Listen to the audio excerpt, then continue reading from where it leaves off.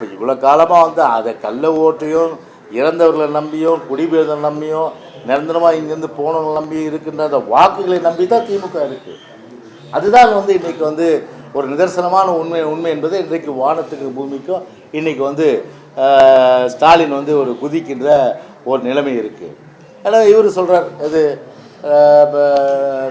RS Bharathi, நாங்கள் வந்து supreme court போவோம், நீங்கள் வந்து இது வேணான்னு போங்க, நாங்கள் சார் வேணும்னு போவோம், சார் வேணும்னு போவோம், நீங்கள் சார் வேணான்னு போங்க, நாங்கள் சார் வேணுன்ட்டு நாங்கள் போவோம், விட போகிறது கிடையாது. ஏன்னா உங்களுக்கு பார்த்தீங்கன்னா வந்து நீங்கள் மக்களை நம்பலை, கள்ள வாக்குகள் நம்பி தான் நீங்கள் இருக்கிறீங்க.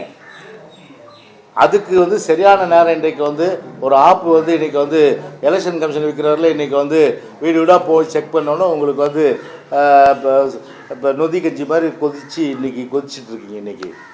அதனால் எல்லா தொகுதியிலும் இன்றைக்கி தமிழ்நாட்டை பொறுத்தவரையில் இன்றைக்கி இறந்தவர்கள், குடிபெயர்ந்தவர்கள், விலாசம் இல்லாதவர்கள், வேறு தொகுதிக்குரியவர்கள், டபுள் என்ட்ரி இருக்கக்கூடாது, இதெல்லாம் இருக்க வேண்டிய என்பதற்காகவே இன்றைக்கி வந்து பார்த்திங்கன்னா இந்த சார் வந்து இன்றைக்கி வந்து பண்ணிட்டாங்க. நாளையிலேருந்து 4ஆம் தேதி ஸ்டார்ட் ஆகுது இன்றைக்கி.